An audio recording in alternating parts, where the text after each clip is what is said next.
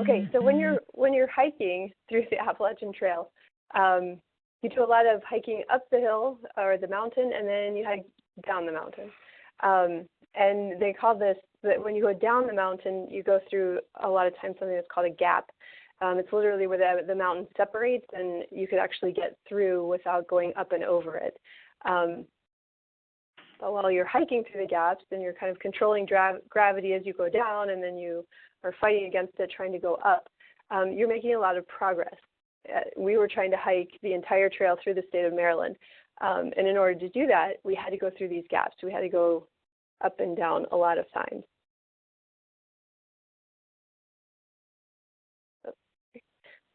As we were hiking, there were quite a few little signs that said, "This way to an overlook."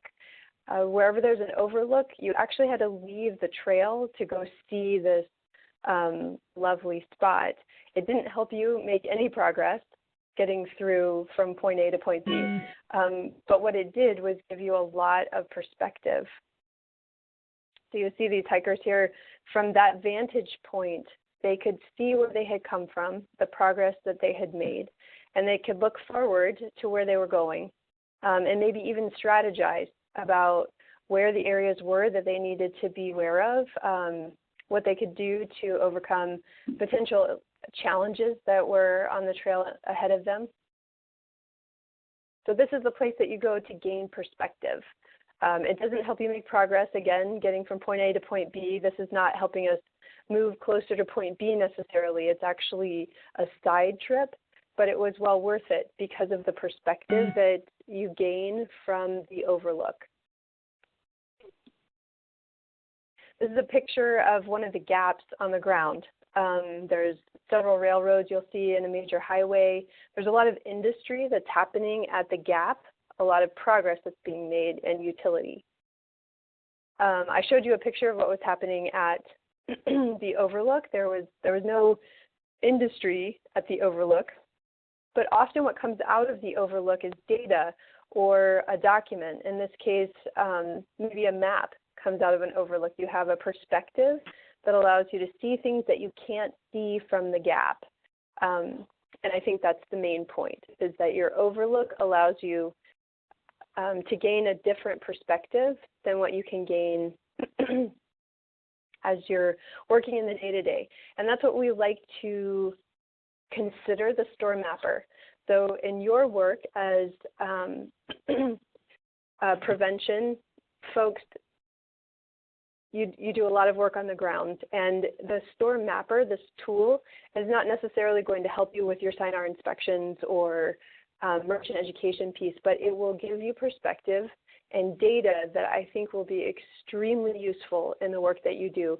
And this is a screenshot of the opening screen of the tobacco storm mapper for North Carolina. Okay, so when you work in the mapper, we have a couple steps that we try to always do.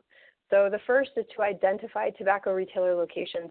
And in North Carolina and in all states that do not have licensing, that in and of itself can be a real aha moment. A lot of people haven't ever seen a map of where the tobacco retailers are located. So just seeing those dots and kind of seeing the patterns that they make can give you a perspective in and of itself. Some of the things that the mapper does beyond that is to calculate retailer density, as well as find areas of tobacco swamp locations. We're going to talk more about that in a later slide of what exactly that means. Another thing we're going to do is look at proximity of retailers to a couple different things, each other and also to youth serving venues. And then there's a number of reports that you can download from the map that will help you get lists of retailers that meet specific criteria, as well as measures of disparity based on different census variables, race, ethnicity, income, and age. And finally, you can find areas of greatest need for focused enforcement efforts. So you can find where the lowest rate of sales to minors is compared to the highest rate in your area of interest. You can look at specific retailers and see how over time they have done during state inspections or FDA inspections. Okay, so step one, we're going to identify retailer locations. When you take a look at this map, And I love it that over here on the western part, we've got dots in every single county. It makes me happy now. We got local data, which is fantastic. But here's a map of all the red dots. These are where all of the retailers are located in the state of North Carolina. And again, North Carolina doesn't have licensing, so this is our best guess. We used an ABC list to take a look at where all of the retailers are that sell beer for off-premise consumption. And that gets us all of our convenience stores, our grocery stores, a whole bunch of dollar stores. And then we add to that stores, tobacco specialty stores, and take away stores like Trader Joe's and Target and CVS that we know don't sell tobacco but might sell beer for off-premise. So we kind of scrub the list a little bit, do some formatting, and then we end up with this list of retailers. You can see from this that retailers match are a very good proxy for two different things. One is population density. So just looking at the map, you can see that all of the red dots are clustered in all of the population centers. They're also a good proxy for major transportation routes. You can see that they also follow along the interstates and any of the major roads, which is what you would expect to see. This is the westernmost part of North Carolina, and like I said, it makes me happy that we have dots in every single county. But again, we're taking a look at where the specific tobacco retailer locations are. If you click on any one of those dots, a little information pop-up box comes up telling you, the name and the address of that retailer. Here are all the retailers in Greenville, North Carolina. Okay, so now that we know where they are, let's talk about what the density of the tobacco retailers are. So when we think about density, the reason we're concerned with that is that research has shown that when you take, that when you see cigarettes, when a smoker sees cigarettes, it cues a craving response.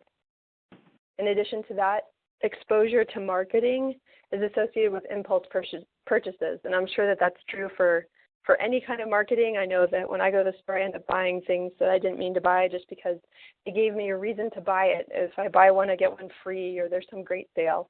And the same is true for tobacco. If you go to the gas station to get gas, you go inside to grab a drink or something, and then you see that the marketing is giving you a reason to buy, and it creates an opportunity for an impulse purchase. In addition to that, folks who live near a tobacco retailer are half as likely to stay quit as folks who live beyond 250 meters from a tobacco retailer. So proximity to a retailer matters, and the frequency with which you are exposed to tobacco marketing also matters with regard to your behavior of both purchasing and staying quit. So let's take a look at Charlotte, North Carolina. I don't know if any of the folks on the call are from the Charlotte area, but this is a map image of all the retailers in Charlotte. It looks like Charlotte is pretty evenly, densely populated. We don't have any, besides the downtown area where you see kind of a cluster, the rest of it is kind of spread out along major thoroughfares. Here is our density measure. So the way that we calculate density is the number of retailers per 1,000 people.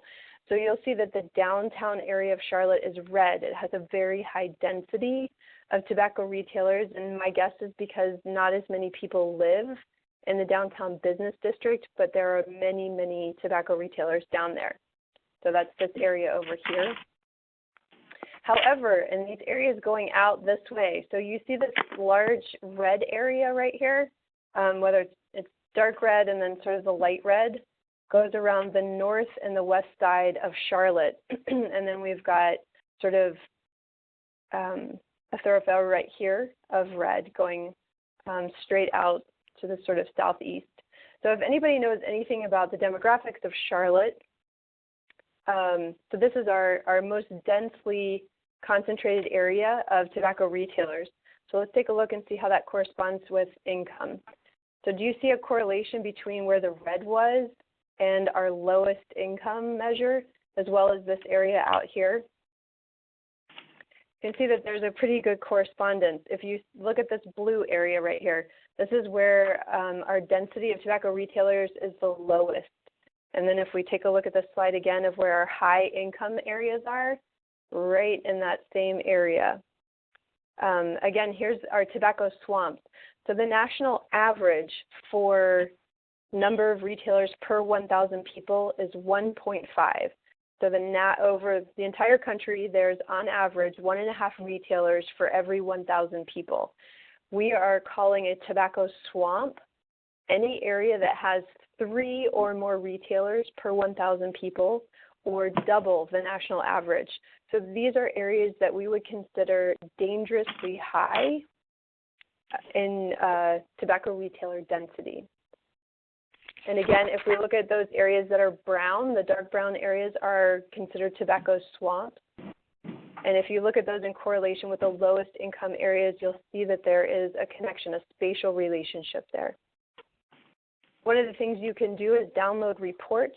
The reports give you some overall metrics. So this report is for the city of Charlotte specifically. It gives me the number of retailers, so the total population for Charlotte, the number of retailers, the overall density. So I have 0.8 retailers for every 1,000 people for the whole entire city of Charlotte. And then you can compare that to the statewide metrics. So it's 0.8 for Charlotte, which is the same as North Carolina as a whole. So it's about completely even with the statewide average.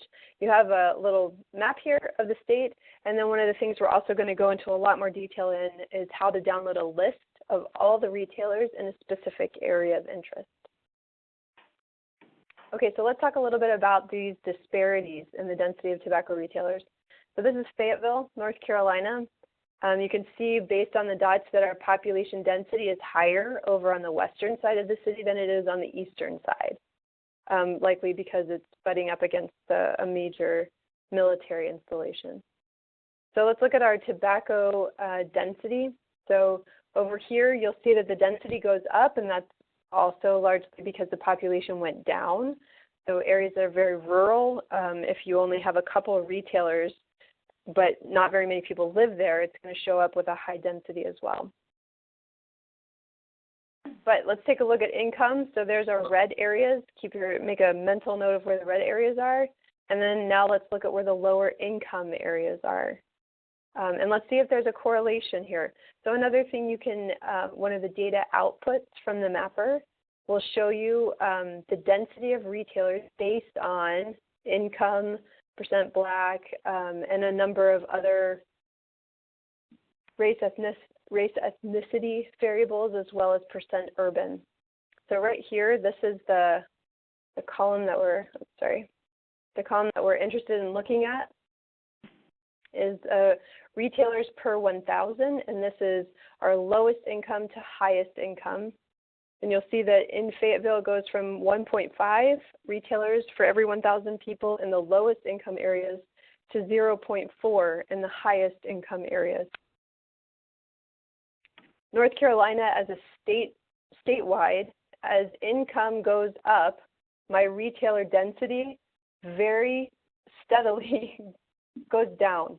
It is a very, very clear disparity based on income of our density of tobacco retailers. If I look at Fayetteville, it's not quite as stable. We got a little tiny pop-up right there, but the trend line is still very clear that as income goes up, my density of retailers goes down. So I have a lot more retailers per 1,000 people in low-income areas than in high-income areas, which is probably not surprising as you think about the neighborhoods that you drive around in. Another one of the things that you can do in the mapper is test proximity. We call this section the policy tester, which the wording of that may not be as appropriate for you folks in your enforcement efforts. But I think that the spatial analysis that it does in this part will still be something that's really useful for you. So the first thing that we test is banning tobacco sales in pharmacies. The next thing are 2 proximity tests that we do. One is to find all the tobacco retailers that are within 500 feet of another tobacco retailer. or you can find all tobacco retailers within 1,000 feet of a school or a park. So let's take a look at how that plays out. So here's Cleveland County, North Carolina. All of the dots are tobacco retailers. The green dots are not within 500 feet of each other. All of the orange dots are retailers that are in very close proximity to another retailer, which is another way to measure density. So if you take a look at this, this is the same dots, so retailers that are within 500 feet of another retailer overlaid on my median household income. And if you take a look at it, the darkest blue areas don't have any orange dots. Most of the orange dots are in my white or my next lightest blue area. I've got a couple in the middle range. So if I take a look at the percent of retailers that are within 500 feet of another retailer, you'll see that my lowest income areas, 36% of my retailers are in very close proximity to another retailer, versus my highest two income brackets have no retailers that are that close to another retailer. So again, when we think about the number of times you're exposed to tobacco marketing and how that affects your ability to stay quit, or how that affects your cravings for cigarettes or your impulse purchases, it makes a difference how often this happens and what the density of retailers is around the places that you live. So this is another graph showing as my income goes up. So we start over here in my lowest income neighborhood. I have 36% of retailers that are within 500 feet of another, versus my highest two income brackets, there are no retailers that are situated that closely to each other. Okay, so let's talk some more about proximity of retailers, and this time we'll do it with youth in mind. So just a little bit of background research. Kids are very frequent convenience store shoppers. Research has shown that 70% of adolescents are in C stores at least once a week. Of all of the tobacco retailers, convenience stores are the largest offender in terms of how much marketing materials they have. So it's by far and away the largest marketer or advertiser of tobacco products in terms of all the retailers. So grocery stores have nothing on a convenience store in terms of how they set up their product to make it the biggest bang for their area. The other thing that happens, so as youth see tobacco advertising, their perceptions and beliefs change about tobacco. So research has shown that the more marketing exposure they have, the more they believe that tobacco is very accessible to them. It's easy to buy, and they think more people smoke than actually do. Another thing that has come out of the research is that exposure to tobacco marketing is linked to the odds of ever smoking, the odds of experimental smoking, and the likelihood of becoming a daily or occasional smoker. So it's not a surprise, but marketing works, and tobacco marketers are very skilled at their trade. So one of the things we take a look at is where retailers are in proximity to schools and parks, the youth serving venues. It may be, there are a lot of things that are not allowed to be close to schools. You can't have a strip club that's within 1,000 feet of a school. You cannot sell firearms within 1,000 feet of a school. You cannot sell alcohol within, or you can't have a liquor store, an ABC store, within 1,000 feet of a school. Tobacco does not have the same type of prohibition in terms of proximity to youth or to schools, but we believe it makes a difference. So let's take a look at the map. Here's Durham. Again, all of the dots are tobacco retailers. The dots that are the orangish red are within 1,000 feet of a school. If you'll see the blue dots with the little building, the white building inside, those are all of our school locations, and the pink circle around them is my 1,000-foot buffer. So here's Durham overlaid over my percent African American.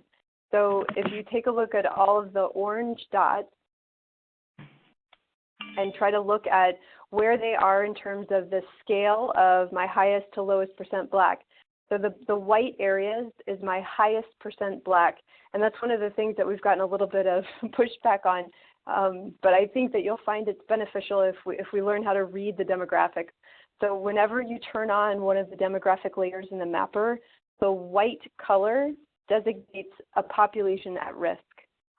So if it's the lightest color is either my lowest income or it's my highest minority, which is a little bit maybe counterintuitive, but as soon as you figure out how to teach your brain to interpret it, it actually pretty quickly becomes very intuitive. So the areas on the map that are the lightest color, the white, the off-white color, in this case are my highest percent black. The darkest blue is my lowest percent black. Do you see any orange dots in my lowest percent black? Not on this map. The vast majority of the orange dots are either in the white or the lightest blue area. There are a couple of them in the middling, the blues.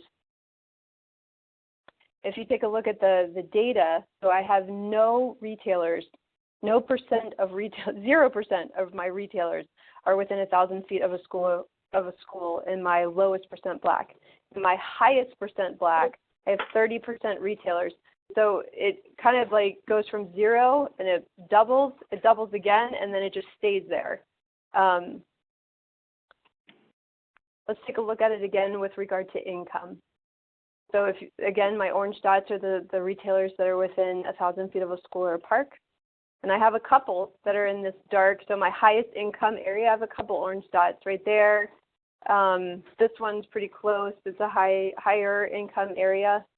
But if we look at Durham as a whole, my lowest income areas have 44% of all the retailers in lowest income neighborhoods are within 1,000 feet of a school, versus my highest income neighborhoods have 15% of retailers within 1,000 feet of a school. So if we zoom in, this is Old North Durham. I don't know if any folks on the call are from Durham. This is an area of Durham that's been sort of gentrified of late. They're doing a lot of work there. It looks lovely, but it's still not a super high income area. You'll see the blue dots are schools, and now that we've zoomed in, you can see my 1,000 foot buffer a little clearer. All of the dots here are tobacco retailers. I've only got one on the map that's outside of my 1,000 foot buffer. So here's the names of all of the retailers, and if you read the names, all of them are convenience stores. I'm not exactly sure what M and M4 is, or University Market, that might be a small grocery store. But the rest of these are gas stations or really small grocery stores, or I'm sorry, convenience stores. The demographics of this neighborhood is 50.5% black, and the average median household income is $30,000. This is West Durham. Again, we have a similar scale. Here are all of our schools. I don't even have a retailer on the map. There's none within 1,000 feet of a school, and there's none even on my map. This neighborhood is 7.4% black on average, and the median household income is $138,000. It's a compelling story of a disparity between the exposure to tobacco marketing and the effects that that has on your perception of how many people smoke and how accessible it is to you.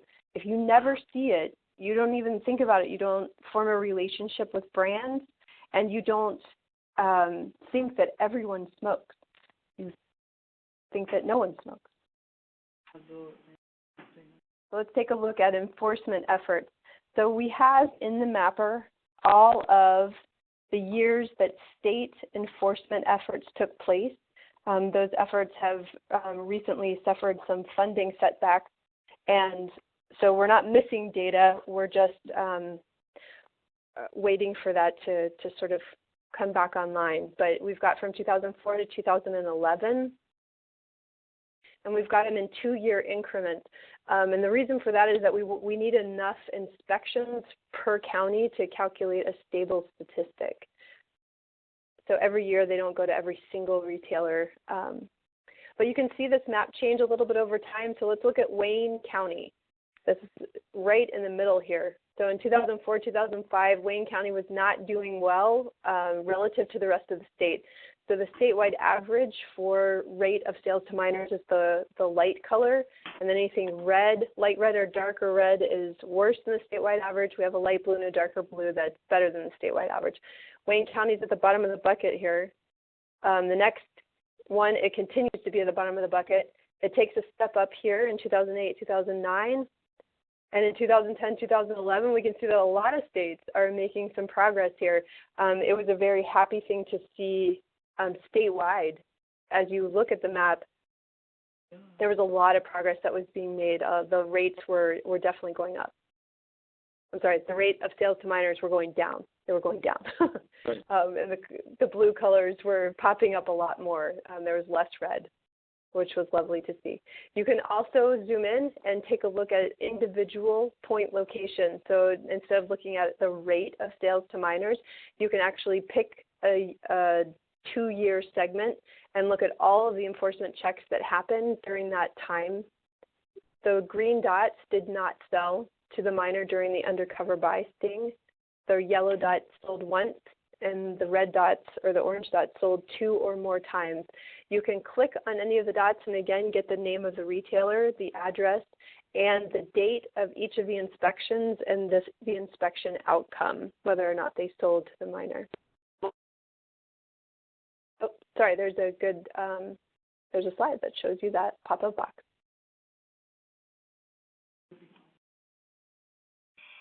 So you can see here that one of the things you can also do is draw a buffer around all of your enforcement checks and take a look and see what falls inside of that buffer. So here are a bunch of my retailers that sold at least once during an undercover buy sting.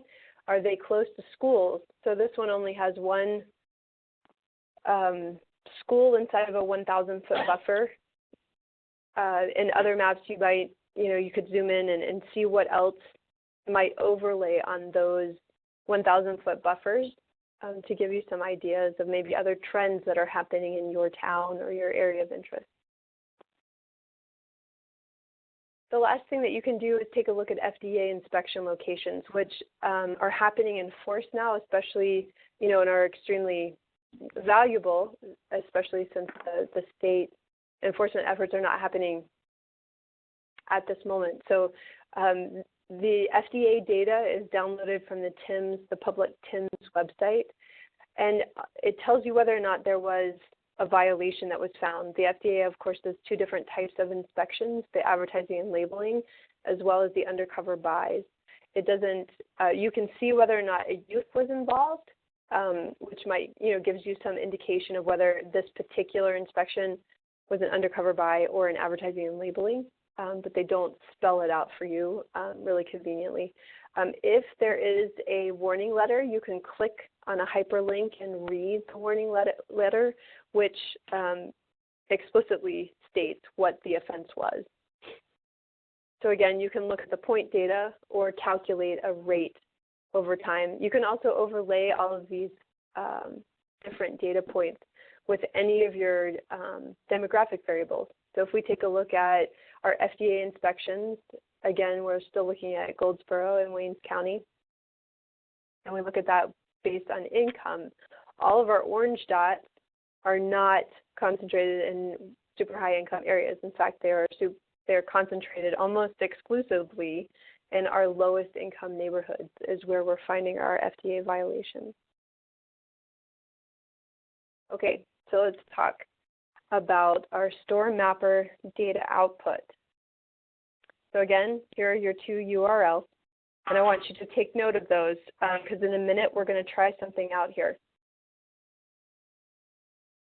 So there are 6 types of reports that you can get out of the store mapper. So if you see right here, we have our choose an option across the top, our tobacco retailers.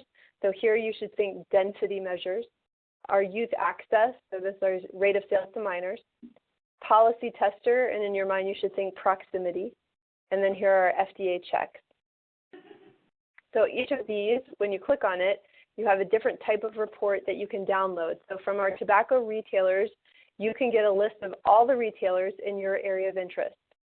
From the youth access, you can get a list of all the retailers that had a state undercover buy inspection during a specified time range. So you can set the dates, start and end dates that you want to get a list of all the retailers that had an inspection.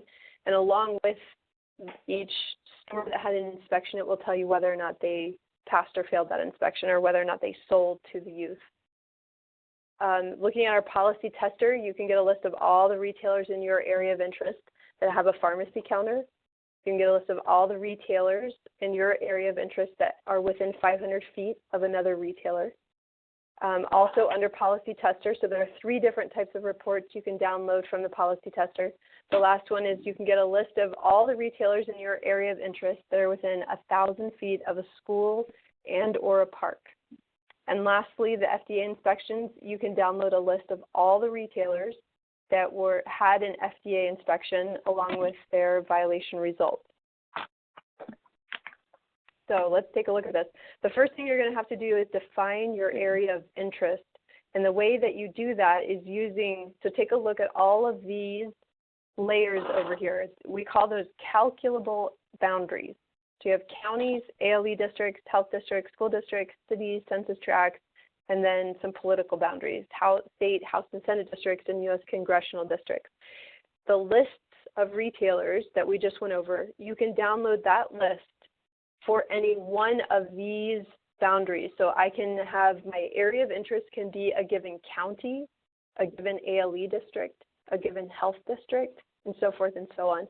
If your area of interest is some sort of combination of counties, or a county and then half of another county, then we need to talk about that, because I can create a new layer that is a calculable boundary for, and I can draw it so that the mapper will have the output that you specifically need.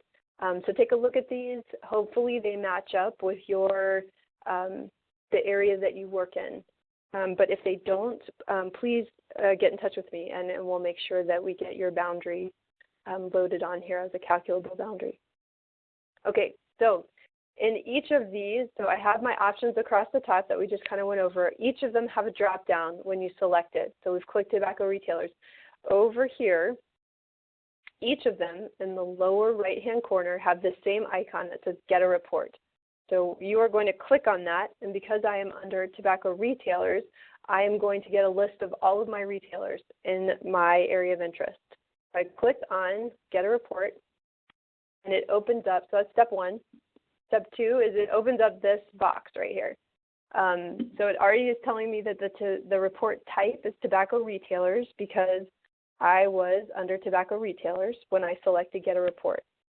And then I have my report area, so I can click on any one of these calculable boundaries. And so let's pretend like my report area corresponds with a health district. So I select health district, and then underneath that I have a new drop-down list that lists all of the health districts that are on my North Carolina mapper. And so I'll say that Health District 6 is my area of interest. So step 4 is I choose how I want to export my report. Do I want to see a PDF? In this case, I'm specifically interested in getting a list of retailers, and that list I want in a tabular form. And so you have 2 choices for a table. You can get it in an Excel or a comma delimited or a comma separated file. So I'm going to say I want it as an Excel spreadsheet. And then, but I'm showing you over here in step 5. Let's say I chose PDF. If I choose a PDF, I have these 2 checkboxes right here. If you choose Excel, it assumes you want that. It doesn't give you the checkbox option. But if you chose PDF, these are additional pages in the PDF that you can choose to include. If you check include detailed demographics, it will give you the breakout of density by income, percent Black, percent American Indian, and so forth and so on. So if you want that level of detail, check that box. If you want a list, so in addition to the summary metrics, if you want a list of all of the retailers that meet this report type criteria, then check this box. So you're going to get, if I check it and I do a PDF, this is what I'm going to get. So here are my summary statistics that we looked at before, and here's a list of all of my retailers. This is a list in a PDF, however, and if you need it in tabular form, it's not quite as helpful. But if you just need to look at the list, that's a fine way to do it. If I chose the Excel version, you'll see down here I have different worksheets inside of my Excel file. The summary, this is my summary statistics, and they correspond with these summary statistics in my PDF. So if that's what you're after, do it as a PDF because it's much prettier this way. Here's my summary statistics for that in my Excel file. And then if I click down here on retailer list, now that's where you'll see your tabular list of all the retailers in the area of interest that you selected. So in this case, it was Health District 6. Here is the list of all of my retailers in that area. Who has a question about that? We're going to test it out here. I want to give everybody, let's give you, I don't know, let's say 7 minutes to, hopefully you're sitting in front of a computer. Obviously you are because you're watching this webinar. So if you'll open up a new browser window and go to countertools.org/nctobacco. I'm going to back up a little bit here.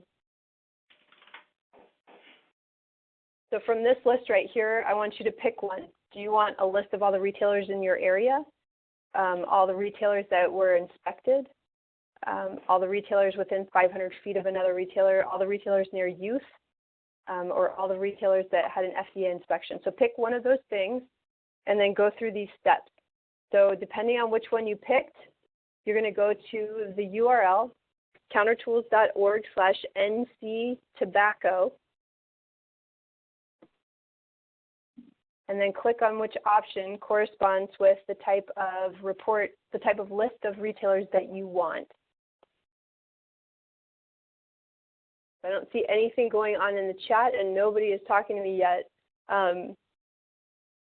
Hopefully everyone's participating.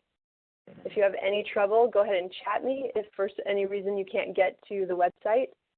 So I'm going to start the timer now. I'm going to give you 5 minutes to download a report, and then I want you to come back and tell me which one you downloaded and how successful you were at.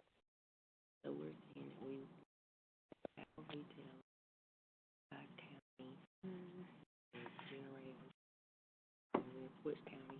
Our county? The Wake.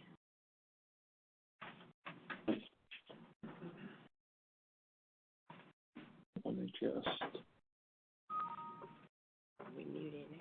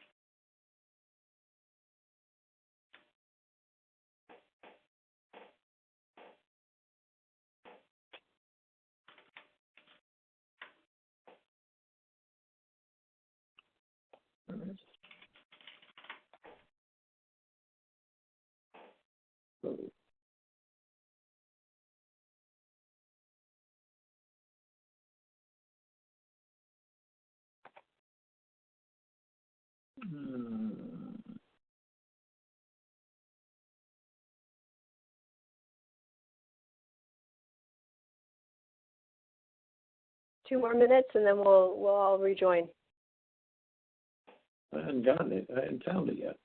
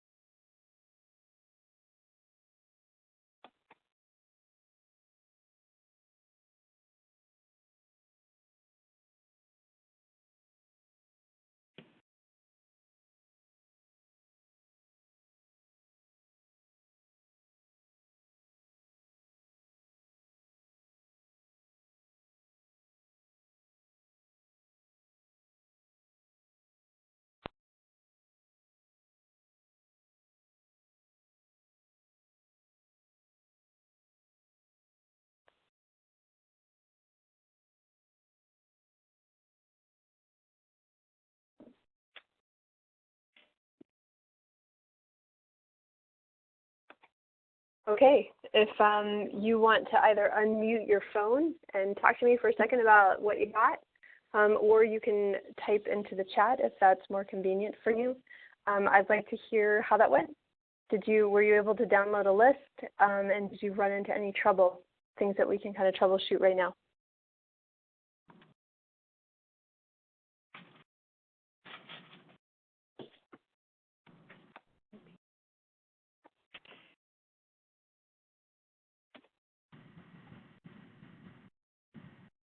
Anybody?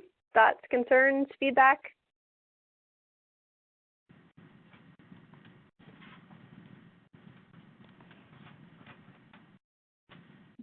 Great. Ryan was able to download a report without any problems. How do I? While we're waiting for anybody else to respond, let's take a look at the live site really quickly. So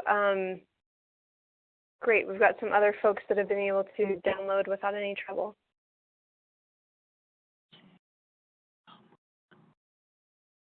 Great. Does anybody see right off the bat that their area of interest is not included in one of the calculable boundaries?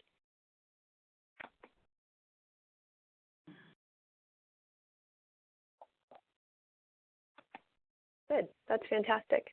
Okay, so let's take a look at the live site really quickly. So you'll see over here on the left-hand side, we have a number of layers that you can turn on and off as reference. So we've included child care centers, vape shops, and we have schools and parks as well. Here's our list of calculable boundaries. You can turn them on and off. You can turn the labels on and off, depending on what you'd like to see. And then you'll see here are all of our demographic variables. You have a transparency bar that you can set to be able to see the Google map in the background better or not at all if you want the color to be darker. I want to point out right here that you have a little information button that tells you about where we got the census data. It will send you to the census website. You also have two files that you can open up here. One of them is an Excel file that has all of the census data for all of the census tracts so we use all the census tracts in the state of North Carolina, and they have the columns of census data that we used along with the margin of error. Because we got this data from the American Community Survey, it's not a 100% sample, it's a survey, and so it comes with a certain error. And this way it's completely transparent. You can see what the error is for the census data. You can also click here to open up a PDF that gives you exactly what the breakpoints are for each of the categories. So in the legend, we just show you the average goes from 0.1 to 23.7% is our highest percent Asian Pacific Islander. But if you want to see exactly what each of the breakpoints are for all of the categories, you can find that information here or click right here. It'll open up a PDF for you. Additionally, here you have help. So this gives you a quick overview, but if you click right here, you can open up a PDF of the user guide that should take you step by step on how to use the mapper. So again, oops, sorry. That's right here, this link right here. So those are two places you can go for more information. Of course, you can email me or call me anytime if you need some technical assistance. I mentioned at the beginning that you can toggle between the alcohol site and the tobacco site, and that's up here. The dark blue letters indicate that that's the mapper you're currently looking at. Alcohol is your other option. And again, the alcohol looks very similar, only more dots, and shows you all of the alcohol retailer locations. So again, all of these have the get a report. Just a little background, this is a Google map, and it behaves just like a Google map does. If you go to maps.google.com, I'm thinking that most of you have been there. If you scroll with your mouse button up, you'll zoom in. Scroll down, you'll zoom out. And you have some map tools over here. You can click this to iteratively zoom in or iteratively zoom out. This house button will always bring you back to the entire state of North Carolina.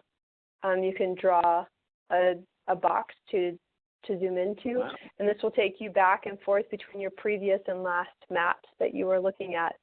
The other thing I wanted to point out is this up here is a social media link. that you can get a link to post on Facebook, Twitter, Pinterest. You can email to somebody or embed in your own website. So that's a good way to start sharing these maps using your social media, getting some attention that way. Alana just asked how to generate a report showing retailers within 1,000 feet of child care centers. So at this moment, at this moment we don't include that in our definition of. So over here, when we do the policy tester. The only choices are between 1,000 feet of a school, a park, or both school and park. We could go back and include child care centers in that. The problem is that once you start getting a whole list of layers, now my options, it could be a park and a child care center, a school and a child care center, a school and a park. We have a lot of options and it gets really confusing. But we could have, what we could do is make an option that is schools, parks, child care centers. You could do all three or just one of them. But you can't do like every which combination. So if that's something you'd like us to add, we can work on that. Hey, Lisa? Yes, ma'am. Hey, this is Olanda.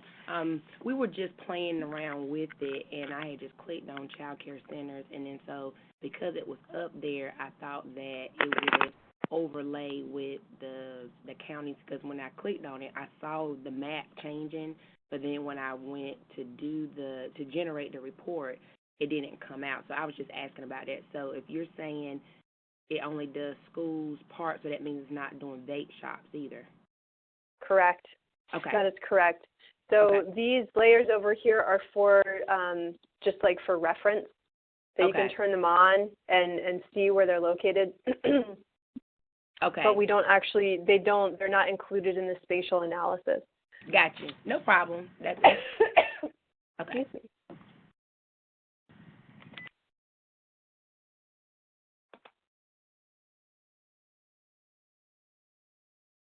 Excuse me.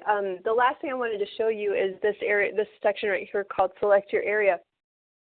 You can type in any address, or you can select a specific school district, county, or city, and the map will automatically zoom in there. But again, you can also just pan around and zoom in, zoom out on the map and find where you want to be looking at on your map. However, when you want to generate a report, that report has to match a boundary that's one of these calculable boundaries.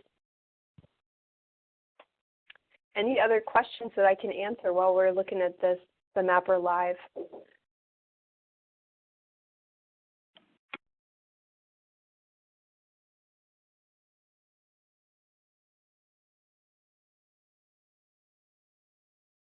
Yes, I just got a question from Lakeisha. Are you able to add new retailers to the list? That is something that we absolutely can do, and we will do that at a regular schedule. It's not something that a user can do. And let's talk about that for just a second. The tobacco retailer locations, I explained to you where we got that data, but often you as local folks, boots on the ground, probably have a much better list than I do when you go out with your work with Dynar. And so if you see gaps in our data, or you see as you go out and work that there are set of points that are not located in the right spot, please make a list of those. And Margaret and I are going to sit down and talk through what is the best regular schedule, whether we do it every month or quarterly. But what I'd like to do is I've been collecting that as people have sent me messages, and we'll update them on a regular schedule. But that's both new retailers, and you can let me know which ones are closed if you see retailers that are closed. One of the things you can also do is if you click on this retailer, there's an option right here to send me a note. So you can give me your name, your email address, and I know exactly what store you're looking at. And you can tell me, hey, this is not in the right spot. It's actually at this location, or this store is closed, or there's still a store here, but it's actually, this is the name of it now. Maybe it's changed names. So any of those notes you can send to me, and I will collect them up, and we'll make all of those changes at a regularly scheduled interval. Thanks for the question. Anybody else? So right, the 3 tools that you have right here, this one will zoom you into the store, which in this case zoomed me out a little bit. You can also open up a street view for this specific store.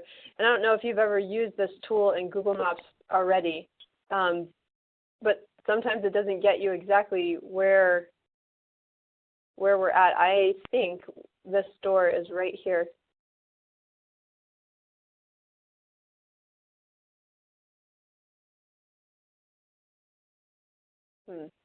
Sometimes you have to play around with it a little bit, but it's giving you the street view for that exact lat long. But all of these points were geocoded, which is not an exact science. I don't know if anybody has ever used a GPS in their navigation, and it took them to sort of the right place, but not quite the right place. That's geocoding in urban areas is often really, really good. Certainly as you get out into more rural areas, it becomes less accurate.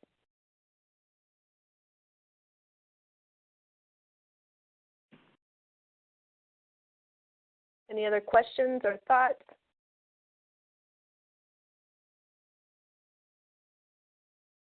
So one of the key things that we want to make sure that you get out of this is that you view the store mapper not only as a place to come to get sort of a view of the landscape, a point of sale in your area, but also a data repository system. So we have a list of all the retailers in the state that you can pull out based on any of these calculable boundaries. We have all of the retailers that have been inspected. We have the FDA inspections. And then we have a number of those other, under the policy tester, some proximity spatial analysis. So you can download a list of retailers near schools or near each other. So we want you to view the mapper as your data repository, a place to come to get information. And we're going to do our best to make sure that information stays up to date and accurate. A lot of that will, as you know, we're going to work on making sure we keep downloading the list from the ABC and going through the process that I explained at the outset. But I think the true measure of accuracy, or the way we're going to actually make this data really good, is because of input from you all. So that I see that as a very valuable piece of it, the information that I get from you.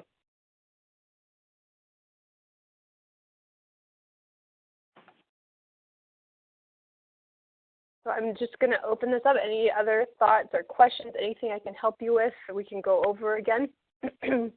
My email address is really easy. It's lisa@countertools.org. And I'd be happy to answer any questions or help you get the data that you need. If you have any other thoughts on layers that you would like to see over here as just reference layers that you can turn on and off to look at, just to see if visually you see some spatial correlations, we're very open to that as well.